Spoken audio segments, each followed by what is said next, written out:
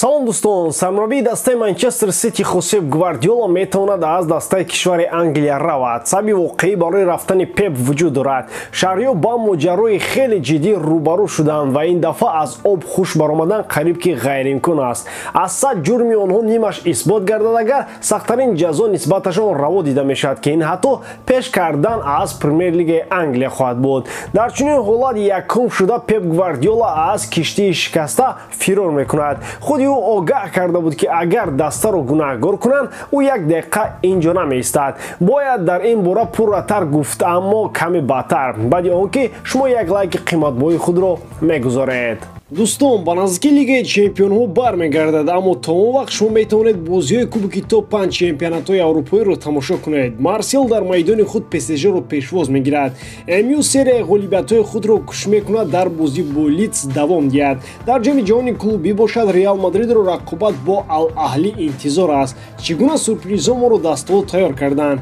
Тамошои бозиҳоро бо 1x боз ҳам ҷолибтар кунед. Дар он ҷо регистратсияи осон, пур кардани маблағ аз тамоми гӯшаву канори вале аз ҳам муҳим, бонус то ҳаҷми $100 дар аввалин пардохт бо промокоди AMG 0777. ссилкаи бозӣ дар комментария. Ба ҳама муваффақият. суханҳое ки Гвардиола соли 2020 гуфта буд боз ба саҳифаҳои аввал мебароянд. ман ба роҳбарияти даста гуфта будам ки агар онҳо ба ман дурӯғ гӯянд, рӯзи дигар бо онҳо кор нахоҳам кард ва дигар бо онҳо дӯсту бародар нестам. Ман меравам ва аммо ман ба тарафашон нигариста бовар дорам ки ба қаллобиҳо машғул нестанд. Ба ин 100% бовар дорам. Аз ин лиҳоз ман дастаро ҳамеша ҳимоя мекунам ва омода ҳастам ки ҳамеша клубро муҳофиза кунам, гуфта буд Гвардиола соли 2020. Он вақт Манчестер Ситиро ба қаллобиҳо гунаҳгор карда таҳдид намуданд ки ба муддати 2 мавсим аз ҳаққи ширкат дар мусобиқаҳои аврупоӣ онҳоро бенасиб мегардонанд. Баъдан Манчестер Сити танҳо миқдори ками ҷарима супурду бо ҳамин ҷонашро халос кард. суханҳое ки дар боло овардем, Гвардиола баъд аз бегуноҳ дониста шудани Манчестер Сити садо доданд. Акнун бошад дар Англия куллан ҳолати дигар дида мешавад. Премер Лига беш аз 100 номгӯи қаллобиҳои дастаро мехоҳад собит кунад. Агар гуноҳи Манчестер Сити тасдиқ шавад, оё Гвардиола воқеан ҳам меравад? Моҳи ноябри соли 2022 кулли мухлисони даста хурсандӣ доштанд. Пеп қарордоди ҳамкории худро бо дастаи шаҳри Манчестер тамдид карда, нисбати клуб изҳори муҳаббат кард. суханҳои соли 2020 Гвардиола ранги дигар мегиранд.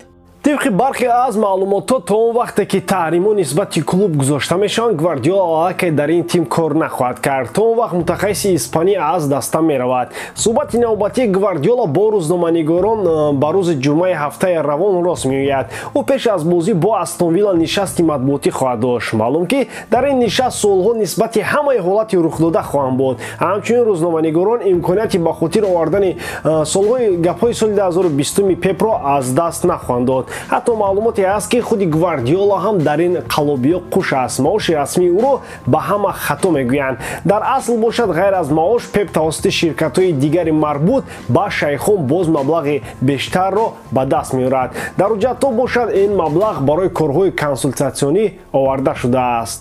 ҳамлагари 24-солаи дастаи Айнтрахт Рандал Коло Муани дар маркази таваҷҷӯҳи дастаҳои бузурги Аврупо қарор дорад. айни замон дастаҳои кишвари Англия кӯшиши оғоз кардани гуфтушунидҳоро бо ин футболбоз доранд. пеш аз ҳама ин дастаҳои Ливерпул ва Манчестер Юнайтед мебошанд. дар баробари ин, аз Олмон Бавария ният кардааст ки Муаниро ҳамлагари нави дастааш намояд. Айнтрахт диққати клубҳои топи Аврупоро ба ин бозингар медонад. дастаи шаҳри Франкфурт мақсад мондааст ки барои фурӯхтани ин футболбоз 100 миллион евро кор кунад.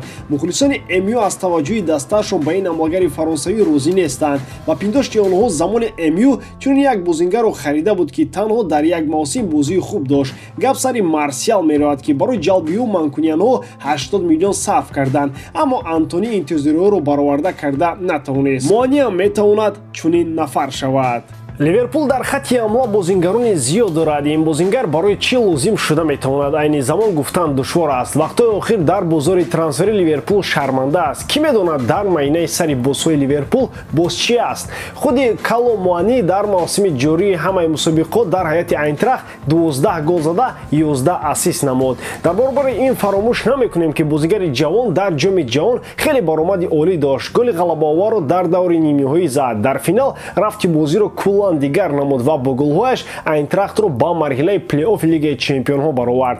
қарордоди ӯ бо дастаи кишвари Олмон то соли 2027 амал мекунад. Дастаи Вест Хэм нархи нимҳимоятгари такягӯи худро маълум кард. Айни замон арзиши ӯ боз баландтар рафта, лондониён ният доранд ки 120 миллион ҷамъи бонусҳоро барои ин футболбоз кор кунад. Талабгорони ӯ қариб ки тағйир намеёбанд. Инҳо чун пештара Челси, Манчестер Юнайтед ва Арсенал мебошанд. Тобистона маъз ҳамин дастаҳо хосгурӯҳои худро ба дари Вест Хэм равон карданд. Ҳамаи онҳо ҷавоби рад гирифтанд. Гап сари пули қалин меравад ки дастаҳои номбурда хеле кам ба Вест Хэм пешниҳод карданд. Пули аз ҳама бештарро Манчестер Юнайтед ба лондониё пешниҳод намуд.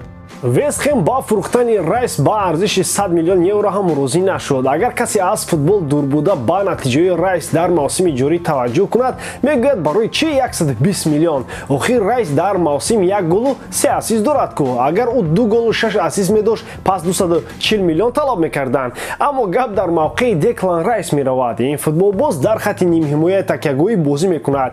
Дар ин мавқеъ ӯ вазифаҳои куллан дигар дорад ки аз уҳдаи онҳо бо сарбаландӣ мебарояд.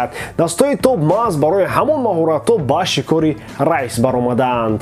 Тобистони соли ҷорӣ барои Виктор Осимхен, ҳамлагари дастаи Наполи, ҷанги ҳақиқӣ байни абарқудратҳои футбол оғоз мешавад. Айни замон ду дастаи Англия ном бурда мешаванд ки хоҳиши ҷалби ин бозингарро аллакай рӯ шуд гуфтанд. Яке Манчестер Юнайтед ва дигаре Челси мебошанд. Аввалтар аз ҳама гуфта мешавад ки имкониятҳои Манчестер Юнайтед барои харидории бозингари хатти ҳамла бештар ҳастанд. Инҷо гап сари қудрати молиявӣ наменавад, чунки Челси ҳам ин иқтидорро дорад. мағзи масъала он ки худи футболбози нигериягӣ мехоҳад шарафи дастаи МЮ-ро ҳимоя кунад.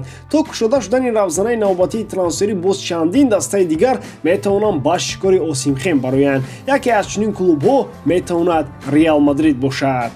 Наполи тобистон барои фурӯхтани ҳамлагари 24-сола омода хоҳад буд. Арзиши ҳамлагари 120 миллион евро мебошад. То он вақт неаполитянҳо метавонанд боз нархи футболбозро гаронтар кунанд. Шартномаи кунунии Виктор бо дастаи шаҳри Неапол то соли 2025 амал хоҳад кард. Ӯ дар 20 бозии тамоми мусобиқаҳо дар ҳайати Наполи 17 гол зада 3 ассист дорад. Дар серия А бошад Осимхен бо 16 гол дар ҷадвали нишонзанҳои беҳтарин дар зинаи якум қарор дорад. ба ҳамин тамом бориданам ки ҷодкории ман ба шумо писанд меояд. лайк, комментария ва дар канал обуна шуданро аз ёд набароред. бо шумо мисли ҳар вақта Муҳаммад Гаиров. хай бародарон, дар паноҳи Аллоҳ.